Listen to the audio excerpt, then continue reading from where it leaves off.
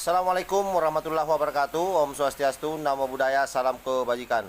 Sahabat-sahabat Tolang Sembilang yang saya hormati dimanapun juga berada, viral kembali Bupati Cianjur yang sebelumnya pernah viral pada saat terjadi insiden di pengungsian pada saat pasca bencana di Cianjur, di mana ada gerombolan kadrung yang membongkar label gereja yang tertempel pada tenda, dan itu kemudian dilegitimasi oleh Bupati Cianjur ini mengatakan bahwa seharusnya kalau ada yang menyumbang tidak usah diberikan label. Dan saya kira tidak saja Bupati waktu itu, termasuk Kapolres pun menuai banyak kritikan dari netizen. Kali ini konteksnya lain. Bupati Cianjur kemudian viral lagi karena adanya laporan dugaan penyelewengan bantuan untuk korban gempa.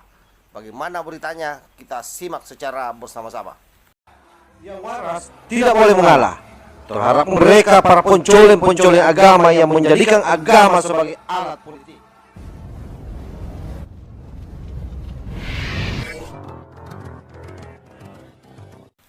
Kita langsung saja melihat bagaimana berita ini dari Tempo.co. Bupati Cianjur dilaporkan ke KPK soal dugaan penyelewengan bantuan untuk korban gempa. Ini saya kira betul-betul sudah sangat barbar dan mirip-mirip dengan ACT. Saya langsung teringat ACT, bagaimana bantuan yang begitu ikhlas diberikan oleh orang lalu kemudian dia pakai untuk berpoya-poya, dan tentu konsekuensi logisnya ya pasti berhubungan dengan hukum. Sama dengan Bupati ini kalau memang betul-betul ini terbukti. Oke, kita lanjut. Tempo.co Jakarta. Lembaga AC Cina Humanis Respon Foundation melaporkan Bupati Cianjur Herman Suherman ke Komisi Pemberantasan Korupsi soal dugaan penyelewengan bantuan untuk korban gempa. Herman disebut menggunakan bantuan tersebut untuk kepentingan pribadi dan partainya. Nah ini. Jadi rata-rata pejabat memang itu jebakannya di situ. Karena berharap popularitasnya bertahan terus, maka dana-dana yang seharusnya itu tidak perlu dilabel-labeli partai, kemudian dilabel-labeli partai. Nah, kita lanjut. Dalam keterangannya, Acena Humanis Respon Foundation mengatakan bantuan yang diselewengkan Herman berasal dari Emirat Red Crescent, yaitu terdiri dari 2000 lembar selimut, kemudian 25 ton beras, kemudian 1000 jaket kebersihan, 500 lampu bertenaga solar dan baterai charger untuk tenda. Nah, berikut itulah yang diselewengkan oleh Pak Bupati ini. Menurutnya, Herman menyelewengkan bantuan tersebut dengan mengubah bungkus dan kemudian menjualnya ke pasar. Gila ini Bupati ini, bisa-bisanya bantuan yang diperuntukkan untuk kemanusiaan dijual ke pasar. Bupati memotong SOP atau prosedur operasional standar yang sudah dibuat BNPB, Badan Nasional Penanggulangan Bencana, serta merepacking bantuan menjadi berbeda-beda. Ini masih sangat baru ini beritanya. Jadi Pak Bupati ini modusnya adalah membongkar seluruh label-label itu, termasuk mempacking ulang dan menjualnya ke pasar. Jadi yang tadinya sumbangan dari lembaga internasional diubah kemasang partai dan dijual ke pasar. Artinya Bupati menggunakan wewenangnya untuk memangkas distribusi bantuan serta mengemas bantuan tersebut dengan bentuk lain dan menjual ke pasar, kata mereka. Ini luar biasa ini. Apa yang dilakukan oleh Pak Bupati ini, saya kira ini sesuatu yang sudah sangat melanggar. Belum lagi kita tahu bahwa yang namanya bantuan untuk kemanusiaan itu, saya kira ada undang-undangnya dan ini sangat keras. Kalau ini betul-betul terjadi, ini bisa hukuman mati nih. Karena ini bencana kan, yang diselewengkan, dana bencana yang diselewengkan itu tidak main-main, bisa hukuman seumur hidup. Makanya saya kira memang ketegasan KPK ini dibutuhkan di sini. Coba kita baca seperti apa pernyataan dari KPK. KPK membenarkan adanya laporan tersebut. Kepala Bagian Pemberitaan KPK Ali Fikri menyatakan pihaknya masih harus mendalami laporan tersebut. Setelah kami cek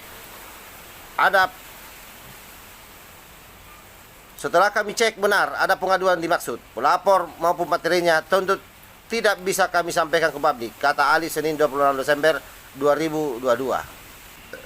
Segera kami tindak lanjuti dengan telaah dan verifikasi. Ia memastikan syarat kelengkapan laporan pengaduan. Kami juga lakukan pengayaan informasi terkait dengan hal tersebut, ucap Ali.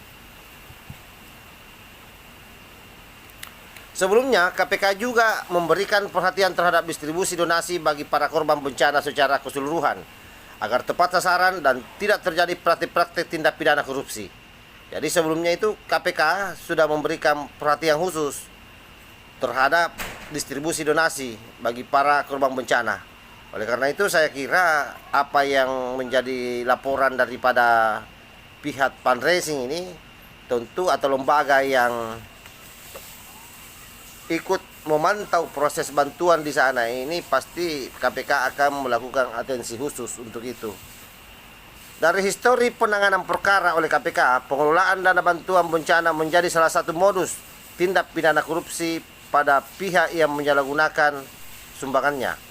Kami tidak ingin hal ini terjadi. Oleh karena itu, KPK juga memberikan atensi dalam distribusi donasi bencana Cianjur ini, ucap Sekjen KPK Cahya H. Harefa melalui keterangan tertulisnya pada hari Rabu 30 bulan 11 yang lalu.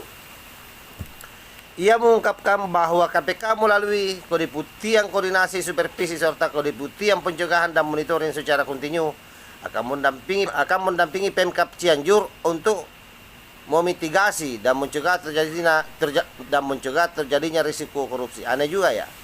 Ini sudah ada KPK yang melalui Deputi Koordinasi Supervisi melakukan pendampingan terhadap Pemkab Cianjur, kok masih terjadi korupsi. Ini saya kira patut didalami betul, ini ada apa sebenarnya. Selain itu, BNPB juga menyatakan total sekitar 56.000 rumah mengalami kerusakan akibat gempa tersebut. Proses pemulihan pun telah diserahkan ke Bupati Cianjur Herman Suherman setelah pemerintah pusat tak menyatakan gempa itu sebagai bencana nasional. Akan tetapi, pemerintah pusat tetap memberikan bantuan untuk perbaikan rumah plus relokasi sejumlah warga ke area yang dianggap lebih aman. Saya kira itu ulasan dari KPK dan BNPB ya. Jadi yang pasti bahwa apa yang dilakukan oleh Bupati Cianjur ini adalah sesuatu yang sangat biadab, dan menurut saya ini harus diberikan ketegasan dalam proses hukumnya. Kenapa? Karena bagaimanapun juga yang diselewengkan ini adalah dana sumbangan yang seharusnya diperuntukkan untuk para korban bencana, dan tentu undang-undang kebencanaan di sini pasti akan berlaku. Wallahul muwaffiq ila aqwamit thariq. Wassalamualaikum warahmatullahi wabarakatuh. NKRI Hargamati, salam Nusantara.